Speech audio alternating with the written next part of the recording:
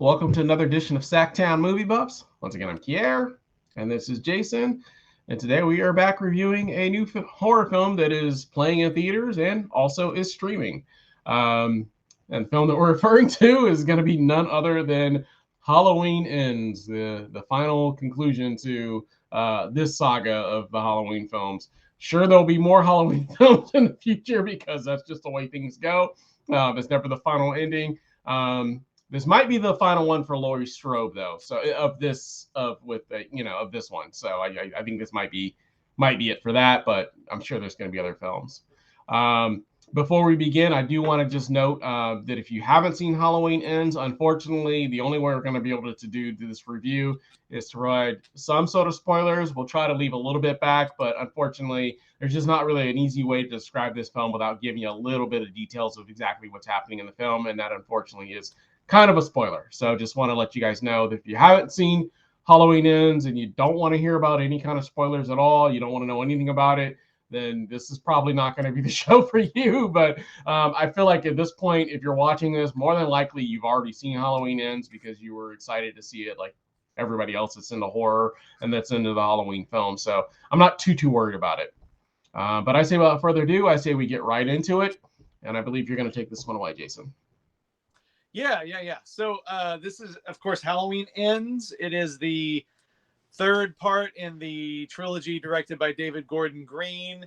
Like you said, there will probably be some kind of incarnation of Michael Myers again in the future, but it's definitely, I would say, it's the last film for Jamie Lee Curtis, right, and definitely the last film by David Gordon Green. You know, this is his trilogy that started with the 2018 sequel that was, of course, a direct sequel to the original Halloween.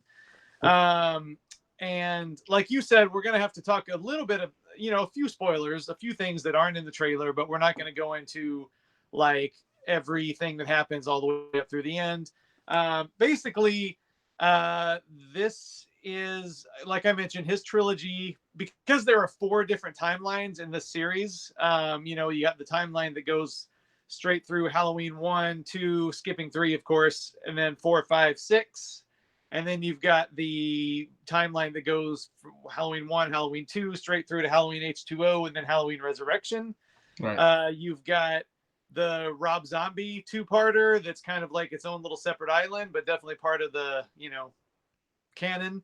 And then you've got this one, which goes from Halloween 1 straight through 2018, then Halloween Kills, and then Halloween Ends.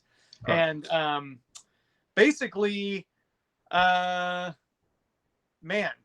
just over the last week, all the stuff I've been reading online, like if you thought that horror fans were up in arms about the Texas Chainsaw Massacre movie that came out a few months ago, that's nothing compared to the way people are downright like fighting over this movie. I know people who think it's a masterpiece. I know people who think it is the worst thing they've ever seen.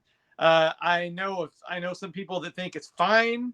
I know some people that think it's good. And that's, of course, like, the internet. It's everything's either the worst thing ever or the best thing ever. But it is okay to be in the middle. It is okay to think it's just good or just okay. But basically, to cut to the chase, I'm going to say my stakes are firmly down on the side that think this is a very good movie. I loved this movie.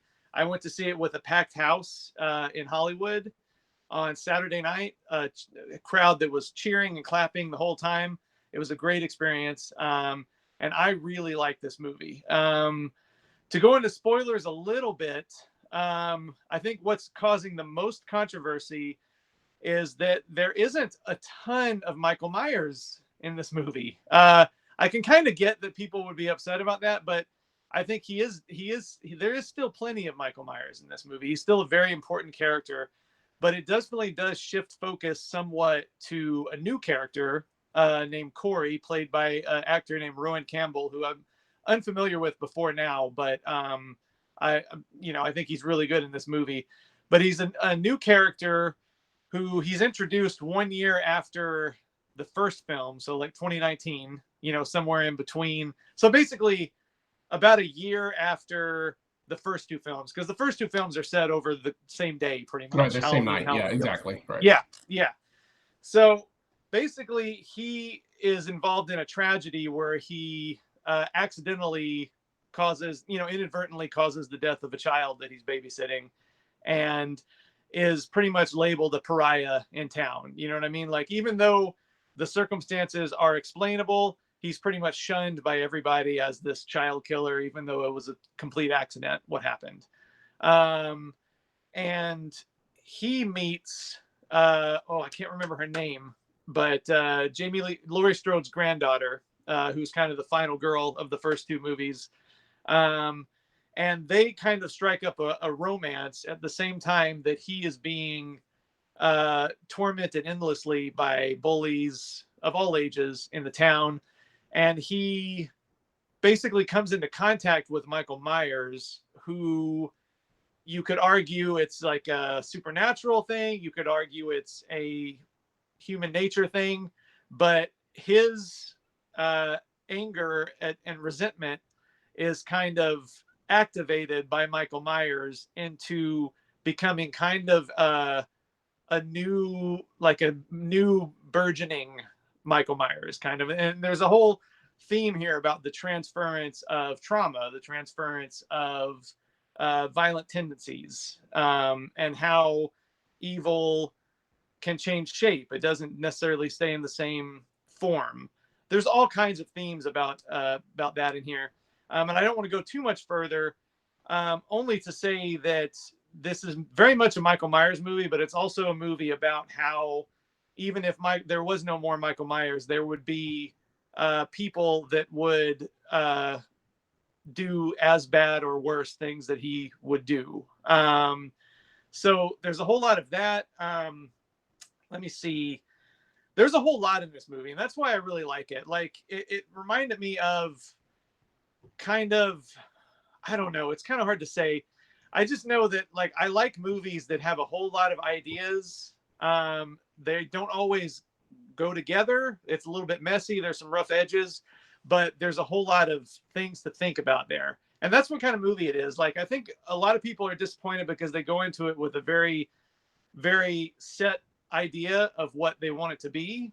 And I think, like, there's so much variety in this franchise that if you want kind of the more crowd pleaser, battle to the death end of the story, you can watch Halloween H2O. You know what I mean? There's a million other movies in this franchise if you just want a straight ahead Michael Myers slasher movie. But this is not it. This is definitely a challenging movie. It definitely goes several different ways that you don't expect, which already is a positive for me. Like, I like going to a movie that throws curveballs, that doesn't give me exactly what I expect and goes off in really thought-provoking, unpredictable areas. And that's what kind of movie this is, for sure. And I understand if people want it more of a straight ahead movie, but this is definitely, like, in some ways kind of an art film almost, in a way. You know, I remember David Gordon Green saying this was a much more, like, in interviews a while back, saying this was going to be much more of an intimate kind of character psychological piece. And it definitely is that. I mean, it definitely has some thrills. It has some violence. It definitely has some good old fashioned, like, slasher violence in it, but it's also kind of it's also a little bit of a love story, kind of a twisted, gritty love story that's kind of more like his earlier work, like All the Real Girls and George Washington. And then it's also got this psychological stuff. It's got this metaphorical stuff. And also, on top of all this, I think he very much is I think he knows, and the people who, like, really like this movie can see it for kind of an outlier in the slasher franchise along the lines of Halloween 3, which was also hated at the time of its release and is now widely loved by the horror audience, like Friday the 13th Part 5, you know, which was infamous when it came out because it didn't have Jason in it. You know what I mean? And there's actually a very specific visual reference to that movie. So I think those are two movies that were hated at the time of their release, but have been embraced by horror fans ever since for thinking outside the box and doing things differently. And I think he knows what he's doing. I mean, I didn't catch this, but I know that the font used in the opening credits is the same font used in the Halloween 3 opening credits.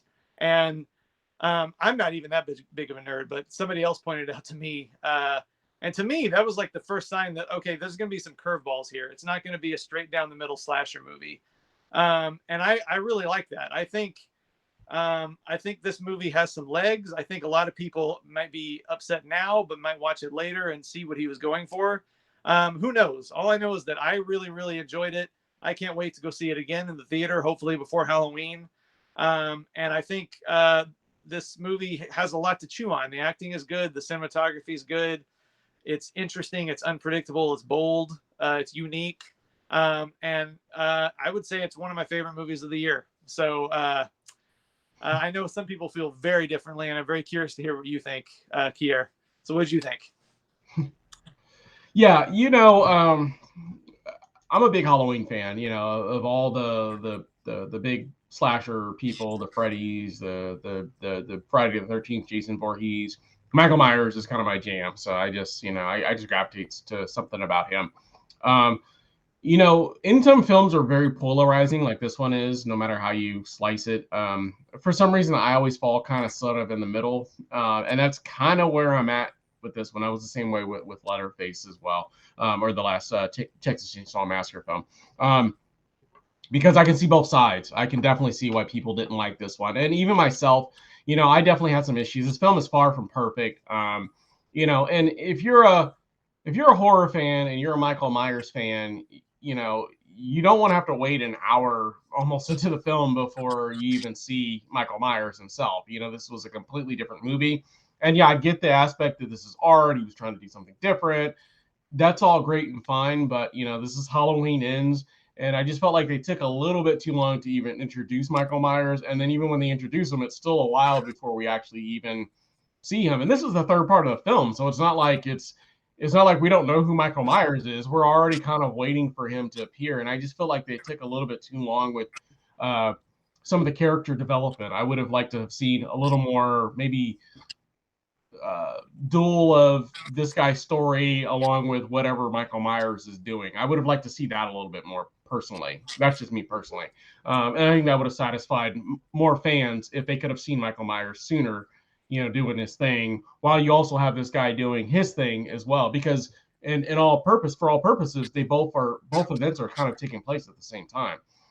So I would have liked to see a little bit more of the Michael Myers, and I think that's where a lot of people have issues. And I'm kind of on that side as well. I would have liked to have seen a little more Michael Myers. The story itself is good. Once Michael Myers does come, once this new character does come, it does get a little more interesting in the latter part. But it's so late into the film, it's a problem when you're watching a film and you're like, where's Michael Myers? You know what I mean? I mean, that's kind of an issue. You know what I'm saying? Like, I'm watching this film and I'm watching it and I'm watching it and I'm watching it and I'm watching it still. And then at some point I'm thinking to myself, I'm like, where's Michael Myers? You know what I mean? And it's like, and I understand what they were trying to do and the throwback to Halloween 3 where there was no Michael Myers and all this other kind of stuff. And that's great. And that's all fine. But I think that they did kind of miss the mark a little bit on this one. So I did like it, but I think that there were some areas of improvement, and there were some things that they could have done to make it, more of a fan favorite. And I know your point about, this, in the future, people are going to love this, and that may be true, but, and not to knock you, but you kind of say that a lot anytime a film is getting, almost universally panned by critics. But I feel like but it definitely didn't get very good reviews. I think it's, I don't know, Rotten on Tomatoes. There are some critics that like it, but it's definitely it's about 50% with 50%. Yeah, which is still rotten. Yeah. Well, but, yeah, but it means like some people love it and some people like. That's why the tomato meter is misleading, because it might be 50%, but the people feel strongly on both sides, and that's a little different than like 50% where everybody's just kind of meh, 2.5 to 3. You know what I mean? Like, these are, people feel strongly about this, which is why I think it'll carry through for a long time. You know what I mean? Possibly. I don't know though, because I think in the age of social media, if there's noise, it's going to be, what is the noise that you're going to hear more is the negative noise. You hear more of the negative noise than you hear the positive noise. When I'm looking on social media and I'm, all over the place on social media, I'm on everything. I'm on Letterboxd. I'm on, Instagram, I'm on TikTok, Facebook, I'm on everything. Most of the noise that I see and most of the noise that gravitates to the top is going to be the negative noise. So I think it's going to be really hard. I think in the 80s, that was fine. You could have a movie that was polarizing and then, there's going to be that. But I feel like the noise is so loud that I think that it's going to drown out the people that really loved it. That's just my personal opinion. I don't know. I mean, like it happens. I mean, it happened with the new Matrix movie. It wasn't what it wasn't what a lot of people wanted. So people flipped out, and a lot of most of what you heard was negative. It happened with The Last Jedi. You know what I mean? Like it's the same kind of thing. But I think the strength of the movie will. I mean, all that stuff, all that noise fades away after a while, and then what you're left with is the movie, and that's what will last. I think. We'll see. I don't know. I know that's your position on a lot of films that tend to not get the most favorable reviews, or not everybody's in the camp for it. But I definitely feel like a lot of people didn't like the second film, Halloween Kills, and then this one, they were hoping like for them to go back the other way and rectify it and fix it. And I don't think for most of those people that didn't like the second film, I don't think this is going to do that for them. I don't think there's going to be many people that didn't care for the second film that are going to go into this film and think, oh, they completely fixed it. And I think that's a problem. That's fine. I don't think it was something that needed to be fixed. I mean, like David Gordon Green clearly had a very strong idea for this trilogy, and all three films are very different. Yeah, and that's fine. But my point is I don't know. I just think that the third part of any film is always going to be looked at a little. Anytime there's a trilogy, anyways, the third part of any film is already on an uphill battle. And then you already had the part two, which I think a lot of people, which also didn't get the most favorable reviews. I think you're going to have that struggle with part three. So I don't know. I don't see it. I could be wrong, but I disagree. I don't think this is going to be looked at in 5 years as a masterpiece or anything of that nature. I just don't personally see it. I think it's going to be a film that's probably forgotten until the next Halloween film is resurrected in some capacity. So now this will be a subject of debate for years, especially as part of a series that has been going for 50 years. I mean, it'll be included in every retrospective box set. It'll be debated as to how it compares with all three other timelines and what it means. And like, if for no other reason than it's part of a franchise that's been going for 50 years, it'll carry on. It'll have a legacy. Even the most forgettable movies in this franchise have. They're part of a whole that's bigger than themselves. So if for no other reason, that's one reason why it'll continue to matter, at least, or be a subject of debate, at least among horror fans. Yeah, I just double checked. Yeah, both this and Halloween Kills both got 39% from critics, anyways, on there. So I don't know. I don't know. I don't know that this is gonna. It's possible, but I don't know that it's gonna be thought of as. And I know that that's what you want it to be because you really loved it. But I don't know that that's going to be the case. But like I said, time will tell. And like I said, I know that's your strong feeling on almost all films. But yeah, there's always going to be a small pocket of people that, oh, I love that film. And that you could say that about any film that got university. Well, there's always going to be a pocket of people, no matter what film it is. I could tell you any horror film, and you're going to be like, there's a strong following of people that love that film, even though it got universally panned or got making a ton of money. It's making a ton of money, and all the people that saw it in that theater Saturday night were eating it up. So that kind of thing lasts more than the 39%. You know what I mean? Those are people watching it on a TV in their bedroom. It's not the same thing.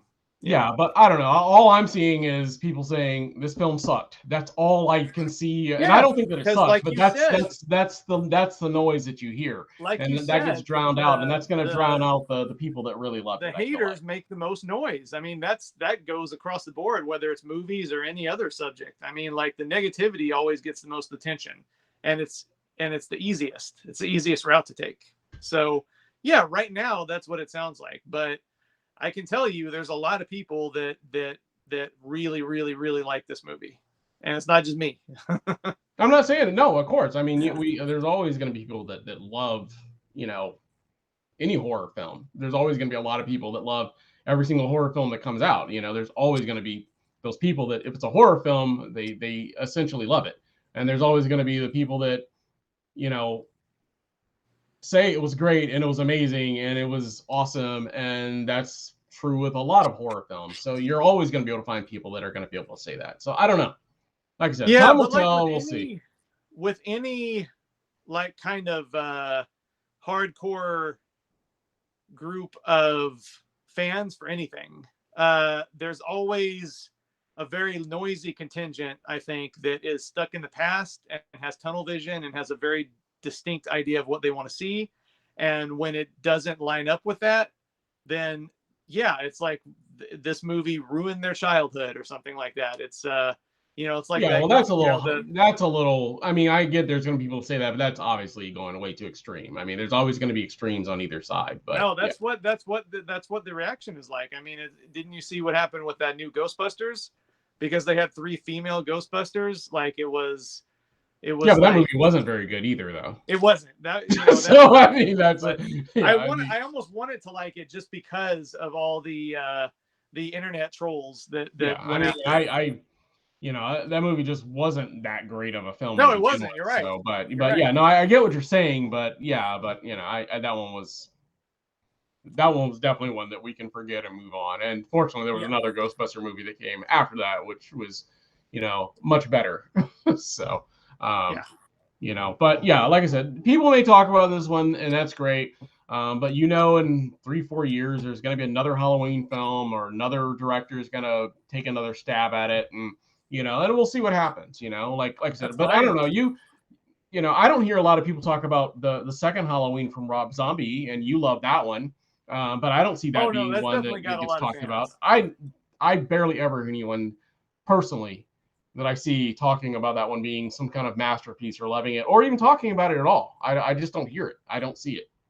I mean, I can introduce you.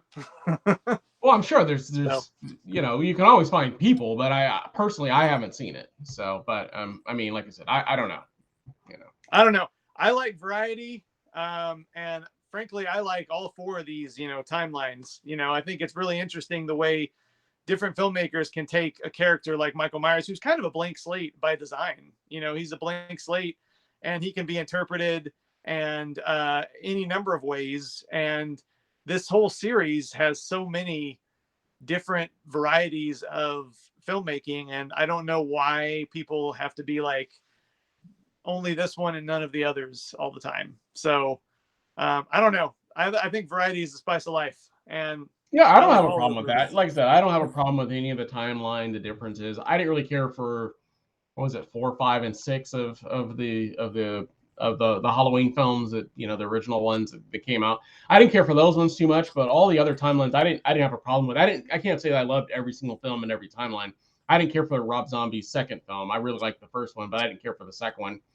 I feel like these last two are decent. I don't think that there's anything that they do anything that's amazing. Personally, I wasn't blown away by them, and I can assure you, I can find tons of people that would agree with me as well. I mean, that's just the nature of any Well, film, sure. But Yeah.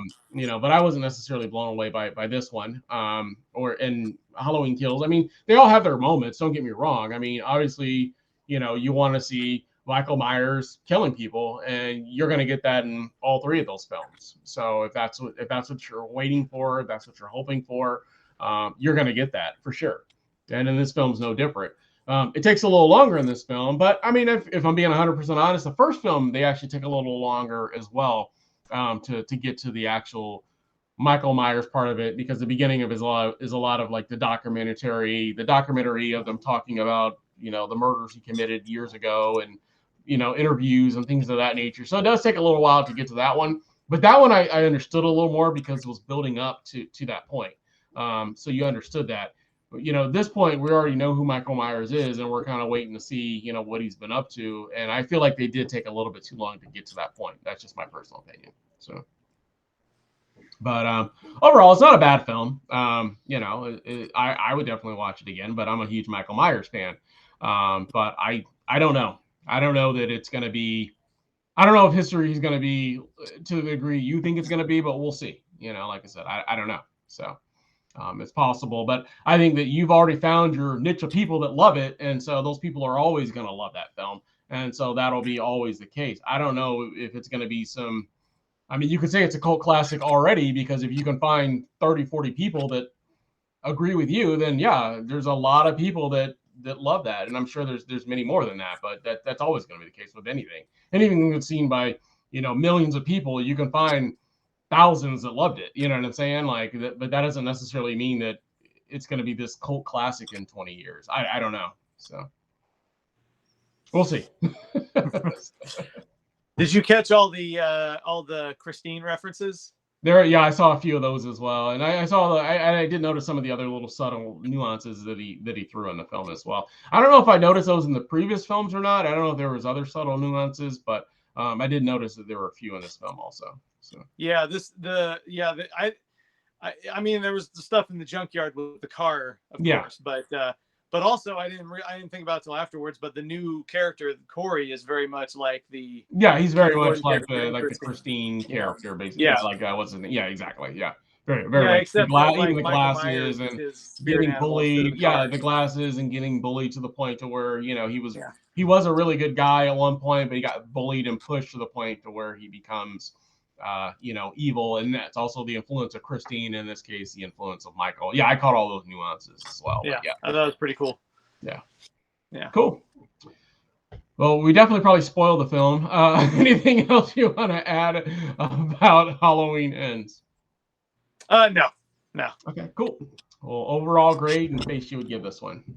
I loved it. I gave it 4.5 out of 5, A-. Can't wait to see it again. So yeah, I'm gonna watch it again, but for right now, the benchmark is a 3 out of 5 for me. Like I said, there was a lot of things I did like about it, but there's a lot of things I definitely didn't like about it. I will definitely watch it again and see if those things still bother me the second time around. It may go up half a star. It won't go up any farther than that, but it may go up half a star if those things don't bother me the second time around. So I'm just going to go with 3 out of 5. So that's just a big smile, or actually just a smile. I can say a big smile. Just a smile. Give me those teeth. No teeth yet. If I bump it up half a star, then it gets a little bit of these pearly whites, baby. Those pearly yellows. Pearly whites all day. Cool. Well, let us know down in the comments. Have you seen Halloween Ends? Did you like it? Did you not like it? As always, if you like the content, we ask that you like, subscribe, follow. Make sure you hit that bell notification, and we'll be back again with another show for you guys. We thank you all for watching and hope you have a great day. Bye.